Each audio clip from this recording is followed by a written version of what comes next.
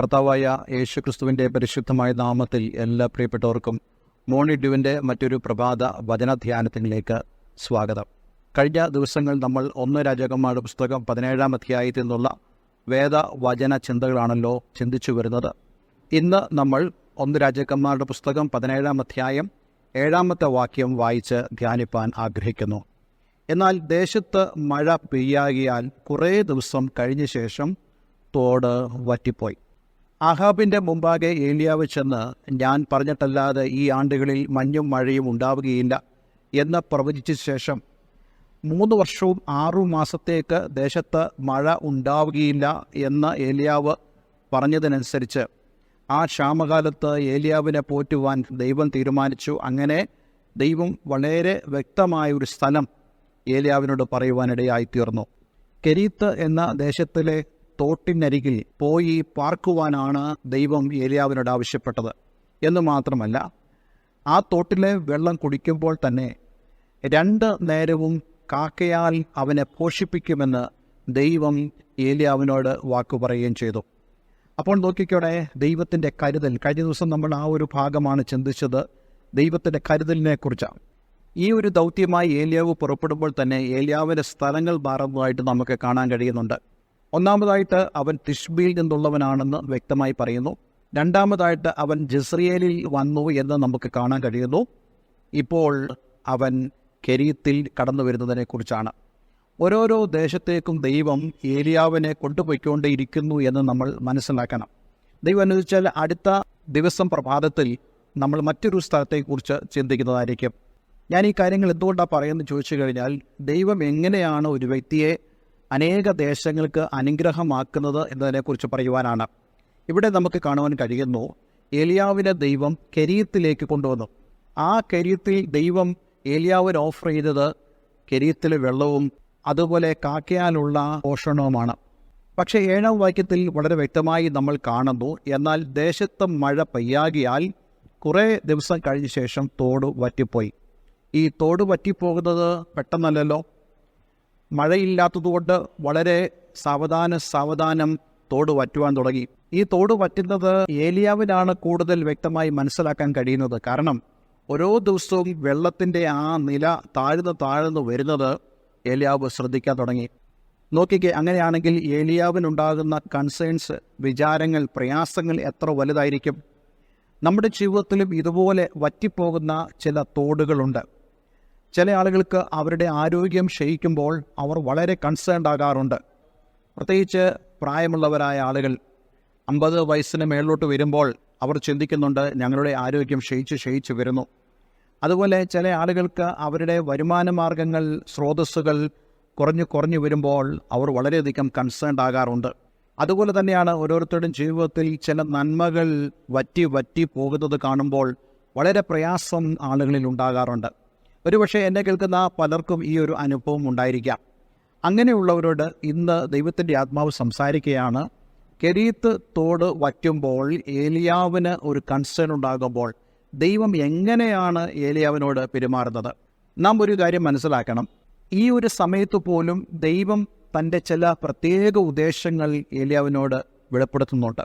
അതിൽ നാം ഓരോരുത്തരും മനസ്സിലാക്കേണ്ട വളരെ പ്രധാനപ്പെട്ട ഒരു സന്ദേശവും അടങ്ങിയിട്ടുണ്ട്. അതായത്, ദൈവം നമുക്ക് നൽകുന്ന ദാനങ്ങളെയല്ല നമ്മൾ ആശ്രയിക്കേണ്ടത്, ദൈവത്തെ തന്നെയാണ് നമ്മൾ ആശ്രയിക്കേണ്ടത്.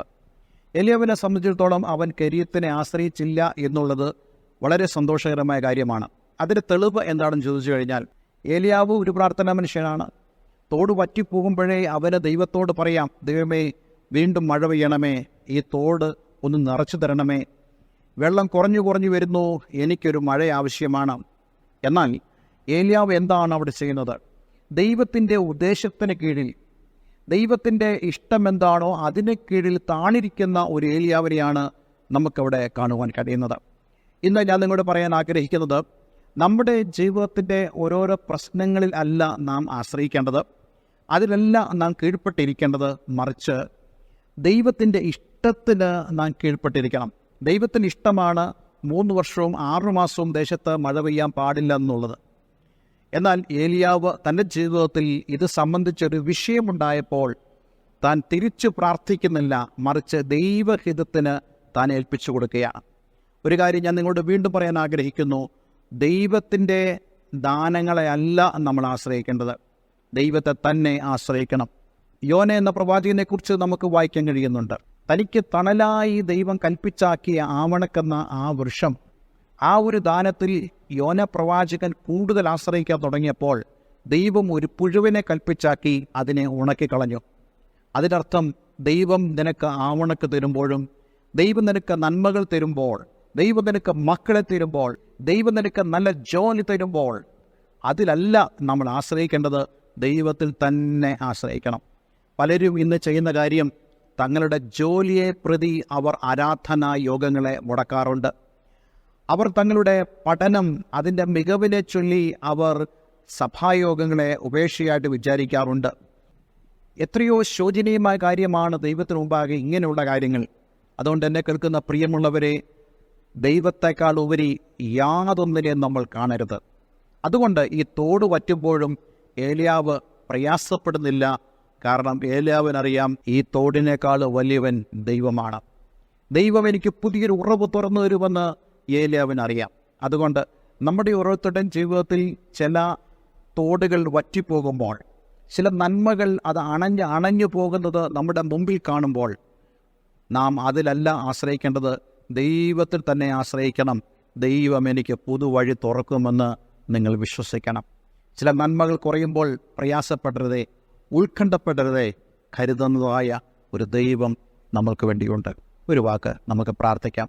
സ്വർഗീയപിതാവേ, ഇന്ന് ഞങ്ങളെ കേൾപ്പിച്ച ഈ വളരെ മനോഹരമായ സന്ദേശത്തിനായി സ്തോത്രം.